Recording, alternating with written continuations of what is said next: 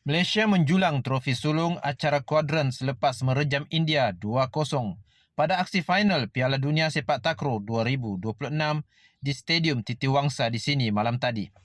Skuad negara yang dibarisi Muhammad Afifuddin Muhammad Razali, Muhammad Syaharil Aiman Halim, Amirul Zazwan Amir dan Aidil Aiman Azwawi menerima tonik tambahan hasil sokongan luar biasa kira-kira 3,000 penonton yang membanjiri stadium yang digelar Home of Sepak Takraw. Skuad kendalian Ahmad Jahis Baharun bermula goyah pada awal set pertama apabila melakukan beberapa kesilapan, termasuk servis Aidil Aiman yang memberi kelebihan kepada India untuk mendahului sehingga 4-0. Namun Malaysia bangkit menyamakan kedudukan 5-5.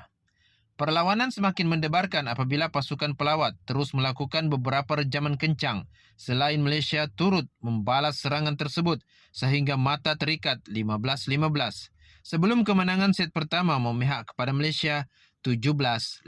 Set kedua menyaksikan aksi penuh dramatik, namun skuad negara tampil lebih yakin dengan mendahului 10-7 untuk memberikan tekanan kepada India yang diwakili Ram Kumar Sharma, Yunama Akash, Bobby Kumar dan Sirok Haiban sebelum menang 15-10 sekaligus dinobatkan sebagai Raja Dunia acara kuadron pada kejuaraan berprestij itu.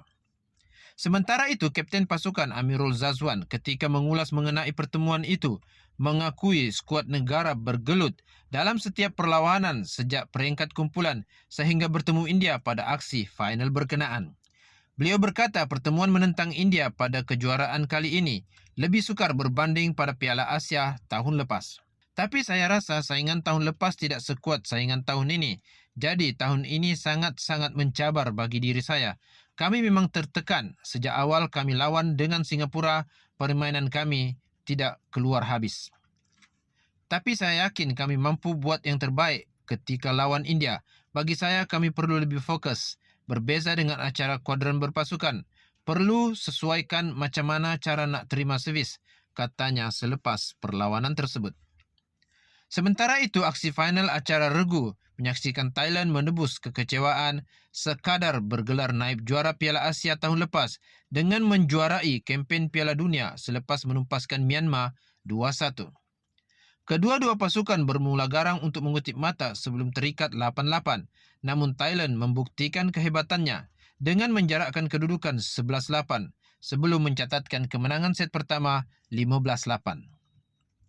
Memasuki set kedua, perlawanan lebih mendebarkan apabila kedua-dua pasukan saling bertukar servis, namun kemenangan kali ini berpihak kepada Myanmar 15-13, sekaligus mengheret perlawanan ke set penentuan.